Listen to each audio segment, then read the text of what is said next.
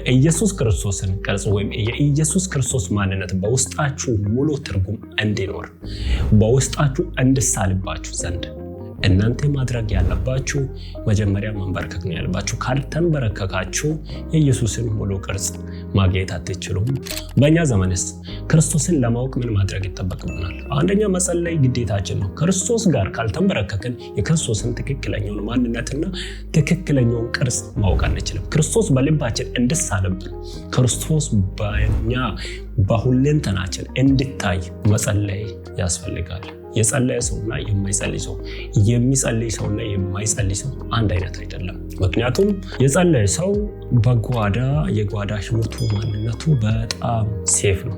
ስለዚህ ውጪ ሲወጣ ሞገስ አለው። የአንድ ሰው ሞገስ የሚያስፈራ ከሆነ አንድ ሰው ቆሞ ንግግሩ ቦልድ ከሆነ አንድ ሰው ወጥቶ ሲንቀሳቀስ ውጤታማ ከሆነ ምስጢሩ ጸሎት ነው። ስለዚህ ስንቶቻችን እንጸልያለን? የቤሪያ ሰዎች ዕለት ዕለት እንዲህ ሆነኒ ወይም እንዲያዩን እያሉ ቃሎችን ደብዳቤዎችን ይመረምሩ ነበር፣ መጽሐፍቶችን ይፈትሹ ነበር። ዛሬ በህይወታችን 365 ቀናቶችን እየቆጠርን እያደርን እየዋልን በምንቆጥርበት ወቅት ለእግዚአብሔር ቃል ግን የምንሰጠው ቦታ ምን ያህል ይሆን? ይህ ደግሞ የዛሬ አማኞች ጥያቄ ነው።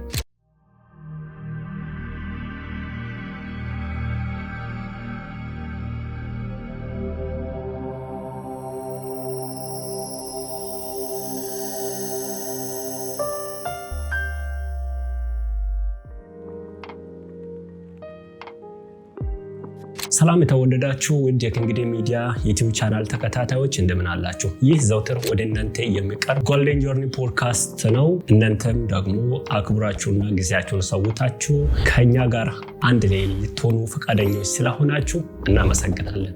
ከአንድ ታሪክ ዛሬ እንጀምራለን። አንድ ታዋቂ ሰዓሊ ነበር፣ ቀራጭ ነበር። አንድን ድንጋይ አምጥቶ መቅረጽ ይጀምራል። መጀመሪያ ድንጋዩ ጫካ ላይ በነበረ ሰዓት ቅርጽ ሌስ ነበር ወይም ቅርጽ አልባ ነበር። ያንን አምጥቶ ቀርጾና አስተካክሎ ለእይታ ያቀርባል። ለእይታ ባቀረበበት ጊዜ መጀመሪያ ድንጋዩን ዞር ብሎ ያልተመለከቱ ጎብኚዎች፣ የአካባቢ ሰዎች ቀርበው ድንጋዩን ለመመልከት ይገደዳሉ። ቅርጹ በጣም በሚገርም ሁኔታ የሌለ አሰራር ነበር የተሰራው። ሰውየውንም ጠየቁት፣ ይህ ቅርጽ እንዴት ነው ያወጣው ብሎ በጣም በመደመም ምን አይነት ቀራጭ ነው ይሄን ድንጋይ ቀርጾ ያወጣው ብለው ጠራቢውን ይፈልጉታል። ያሉ ከኋላ ከጀርባ ነው ድንጋዩን ወይም የቅርጹን ምንነት ማወቅ ተሳናቸው። በጣም ጥልቅ ሆነ ዴፊኒሽን አለው፣ በጣም ምንንግፉል ነው። ነገር ግን ሰዎቹ ግን በዛው ጥልቀት ቀራጩ በቀረጸበት ቅርጽ ልክ መረዳት ተሳናቸው። ከዛ ያላቸው አማራጭ አንድ ብቻ ነው፣ የቀረጸው ሰውዬ መፈለግ። ሰውየውን ፈልገው አገኙት፣ ጠየቁት፣ የቅርጹ ሁኔታ እንዴት ነው ብለዋል። እነሱ ቆሞ ነበር፣ ፊት ለፊት ነበር ያዩት፣ ዞሮ ከጀርባ ነበር ያዩት፣ ከጎን ነበር ያዩት፣ በግራ በቀኝ አድርጎ። ነገር ግን የቀረጸው ቀራጭ ምን ብሎ ቢመልስ ይሻላል? እናንተ ያያችሁት ቀጥታ አሊያም ደግሞ ከጀርባ ወይም በግራና በቀኝ ሊሆን ይችላል። ነገር ግን የቅርጹ ምንነት ማወቅ ከፈለጋችሁ ተንበርክካችሁ ነው ማየት ያለባችሁ አላቸው። ከዚህ ታሪክ አንድ ነገር ልንረዳ እንችላለን። ቅርጹ በጣም ግዙፍ ነው፣ በጣም ግዙፍ ነው። ምንነቱን ግን ለማወቅ መንበርከክ ይጠበቅበታል። አንድ ሰው የሚንበረከከው ለምንድን ነው? አንድ ሰው የሚንበረከክበት ዋነኛው ምክንያት የቅርጹን ምንነት ትርጉሙን ለማወቅ ፈልገው ነው። ሁለተኛ ደግሞ የሚንበረከክበት ዋነኛው ምክንያት እንደ ሁለተኛነት የምናነሳው ቅርጹ ምን እንደሆነ ለማወቅም ጭምር ነው። በሶስተኛ ደረጃ ደግሞ መላውን ወይም ሙሉውን የቅርጹን ምንነት የሚገልጽ ነገር ይዞ ለመነሳት ነው። ስለዚህ ቅርጹ ወይም ያ ቅርጻ ቅርጽ የሚተነተነው አንድ ሰው ተንበርክኮ ባየው ልክ ነው ማለት ነው። ሶስት ነገሮችን አይተናል። ምንድን ነው ቅርጹ አትሉኝም? ቅርጹ እንዲህ ነበር። ቀራጩ የቀረጸው የኢየሱስ ክርስቶስን ምስል ነበር። የኢየሱስ ክርስቶስን ምስል የቀረጸበት ተሰቅሎ እያለ ነው። በእንጨት ላይ ተንጠልጥሎ ባለው ልክ ነበር የቀረጸው። ነገር ግን እሱን ለማወቅ ያንን ቅርጽ ለማወቅ መጀመሪያ ቅርጹን መምሰል እንደሚገባ ነበር ሰውየው ያወራው። እንዴት ነው ካላችሁኝ፣ ይህንን ምስል ለማወቅ ከፈለጋችሁ ወይም ምስሉ ወይም ቅርጹ በእናንተ ፊት ሞገስ እንዲያገኙ ወይም በምስሉ ወይም በቅርጹ ፊት ሞገስ ልታገኙ የቅርጹን ሙሉ ማንነት ልታውቁ ማወቅ ከፈለጋችሁ መንበርከክ ይጠበቅባችኋል። አንድ ሰው ተንበርክኮ ምን ሊያደርግ ይችላል? ሊጸልይ ይችላል። አንድ ሰው ተንበርክኮ መልእክቱን ሊያውቅ ይችላል። ሰውየው ማስተላለፍ የፈለገው መልእክት የኢየሱስ ክርስቶስን ቅርጽ ወይም የኢየሱስ ክርስቶስ ማንነት በውስጣችሁ ሙሉ ትርጉም እንዲኖር በውስጣችሁ እንድሳልባችሁ ዘንድ እናንተ ማድረግ ያለባችሁ መጀመሪያ መንበርከክ ነው ያለባችሁ። ካልተንበረከካችሁ የኢየሱስን ሙሉ ቅርጽ ማግኘት አትችሉም አላቸው። እውነቱን ነው። ክርስቶስን የምንመለከትበት አቅጣጫዎች በጣም እጅጉን ይለያያሉ። አንድ ሰው ክርስቶስን እንዴት ተረዳው ቢባል ከክርስቶስ ስቃይና ሞት የተነሳ ወደ እርሱ መጣሁ ሊል ይችላል። አንድ ሰው ክርስቶስን እንዴት ተከተልኩ ቢባል ተአምራትንና ድንቅን ስላደረገ ተከተልኩኝ ሊል ይችላል። ሌላኛው ሰው ደግሞ አለፍ ብለን ክርስቶስን ለምን ተከተልኩ ቢባል ሜቢ ክርስቶስ የዘላለምን ሕይወት ስለሚሰጥ ሊል ይችላል። ክርስቶስን እንዴት ተከተልክ ተብለ አንተ ብትጠየቅ ምናልባት ክርስቶስ ሁሉን ነገር ስለሚሰጠኝ ልትል ትችላለህ። ኦፍኮርስ ሰው ክርስቶስን በተረዳው ልክ መከተል ይችላል። ነገር ግን ክርስቶስ ሁሉን የሚቀበላል። ነገር ማደግ የሚባለው ነገር እዛ ውስጥ ስላለ ማለት ነው። ይህ ሁኔታ እንግዲህ የቅርጹን ምንነት ሙሉ ኢሜጁን እንዲያውቁና እንዲረዱ ዘንድ ቀራጩ ግን ያለው ምክንያት የሰጠው ያስቀመጠው መስፈርት ምንድነው? መንበርከክ ነው ያለው። ክርስቶስን ልናውቅ ስታዲ ዛሬስ እንዴት ነው መቅረብ የሚቻለው? ሁሉም ሰው በክርስቶስ አምኖና ክርስቶስን አውቆ ወደ ክርስቶስ ሊመጣ ይችላል። ነገር ግን ክርስቶስን ሞር ሊያውቅ በክርስቶስ ሊያድግ ምን ማድረግ ይጠበቅበታል? መንበርከክ፣ መጸለይ አንዱ የዚህ የክርስቶስን አካል የክርስቶስን ማንነት የማወቅ ሚስጥር ማግኛ መንገድ ነው። መንበርከክ አንድ ሰው ተንበርከኩ ክርስቶስን ያያል፣ ወደ ላይ አሻግሮ ያያል፣ ከክርስቶስ ጋር ይነጋገራል። ካልጸለያችሁ ኢየሱስ ክርስቶስ ሲናገር እንደዚህ ነው ያለው፣ ትጉና ጸልዩ አላችሁ። ትጉና ጸልዩ። ምንድን ነው ያለው? ከዛ ቀጥሎ ስጋ ደካማ ነው መንፈስ ግን ብርቱ ነው የሚለውን ነገር አመጣ። ክርስቶስን ማወቅ የሚቻለው በመንፈስ ሲሆን ነው። በመንፈስ እስከሆንን ድረስ ክርስቶስን ልናውቀው እንችላለን። ክርስቶስን የማውቂያ መንገድ የመጀመሪያው መንበርከክ ነው። ስንቴ እንበረከካለን? በታሪክ ወደ ኋላ ሄደን ካየን እነ ዳንኤል በቀን 3 ይጸልዩ ነበር። ወደ ክርስቶስም ከመጠን ደግሞ ክርስቶስ ዕለት ይጸልይ ነበር። አሁንም ደግሞ ስለ ደቀ መዛሙርቶች ከተመለከትን ደቀ መዛሙርቶችን ዕለት እንዲጸልዩ እንዲተጉ በጸሎት እንዲደክሙ ያስተምራቸው ነበር።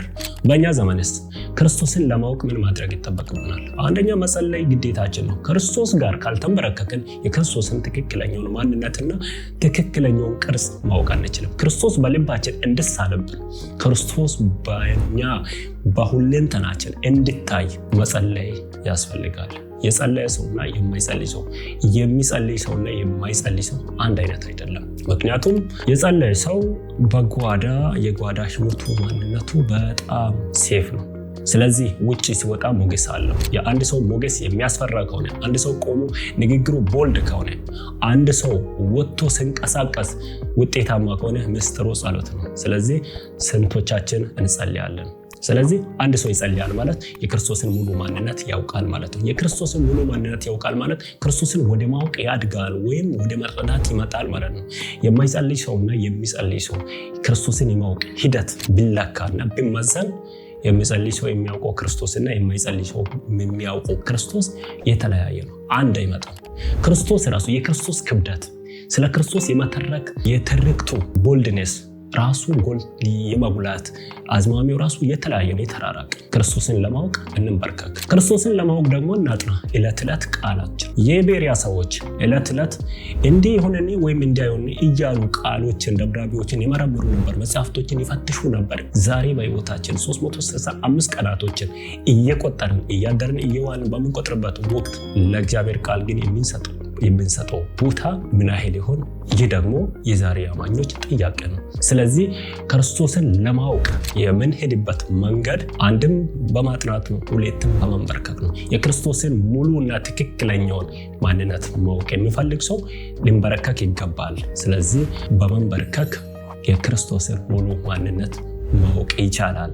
ስለዚህ ክርስቶስን ለማወቅ በክርስቶስ ለማደግ አንድ ሰው ማደግ አለበት፣ መንበርከክ አለበት። ጸሎት ምንድን ነው ካላችሁ፣ ጸሎት ክርስቶስን የምናነጋግርበት እንዲሁም ደግሞ አብን እንደ ልጅ የምናዋራበት መንገድ ነው። ክርስቶስን እንደ ክርስቶስ አብን እንደ አብ መንፈስ ቅዱስን እንደ በሙላት ሆሊ ስፒሪት ብለን ወደ እኔ መጣ አናግረኝ ለማለት መጀመሪያ የኛን መንበርከክ ይጠብቃል።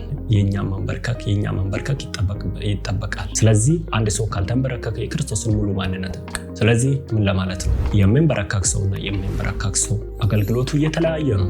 ስለዚህ አንዳንድ አገልጋዮች አሉ እየተባሉ እየዘመሩ ሊወርዱ ይችላሉ። አንዳንድ አገልጋዮች እየሰበኩ ሊወርዱ ይችላሉ። የጸሎት ህይወት ከሌለን በጣም በምንም ሁኔታ ስኬታማ እንደማንሆን ልናውቅ ይገባል። ስለዚህ አንድ ሰው ስኬታማ መሆን ከፈለገ መጸለይ። የሚጸልይ ሰው ህይወትና የማይጸልይ ሰው ህይወት እንደምንድን ነው ካላችሁ፣ የሚጸልይ ሰው ህይወት በጣም እንደ አለት ቁጠሩት። የማይጸልይ ሰውን ህይወት ግን እንደ ገለባ ቁጠሩት። ምክንያቱም ገለባ ክብደት የለውም። የሚጸልይ ሰው ህይወት መዝሙሩ ክብደት አለው፣ ስብከቱ ክብደት አለው።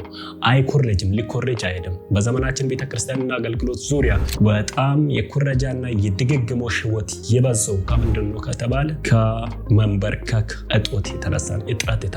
ስለዚህ እያንዳንዱ ሰው ሊንበረከክ ሊጸልይ ይገባል። ስለዚህ አሁን ጊዜው የጸሎት ነው። አሁን በዚህ ወቅት ካልጸለይን ዘመን ካልጸለይ ልንሻገር አንችልም። ስለዚህ መጸለይ አለብን። አውቃለሁ ይህ ማለት ደግሞ ሁሉም አማኝ፣ ሁሉም አገልጋይ፣ ሁሉም ቤተክርስቲያን የማይጸልይ ነው ማለት አይደለም። 70% የማይጸልይ ነው። ይሄ ግልጽ ነው። 30% ግን የሚጸልይ ነው። ስለዚህ ከመጸለዩት ወገን ነው። ከጸለይን የክርስቶስን ትክክለኛው ማንነት በቤተክርስቲያን ውስጥ በሰው ልብ ውስጥ እንስላለን። በእኛም ህይወት ላይ ክርስቶስ ተስሎብን ሰዎች ያያሉ። ስለዚህ እንጸልይ፣ ቅዱስ መጽሐፍቶችን እንመርምር፣ እንፈትሽ፣ ለነገ ስንቅ እናድርግ። ስለዚህ የሚቆረስ ህይወት እንድኖር፣ የሚቆረስ ማንነት እንድኖር፣ የሚቆረስ ማዕድ እንዲኖር ሁሉም ሰው ሊጸልይ ይገባል። ስለዚህ በመጸለይ የክርስቶስን ማንነት በእኛ ላይ እንሳል። የዛሬ መልእክታችን ነው። ተባረኩ።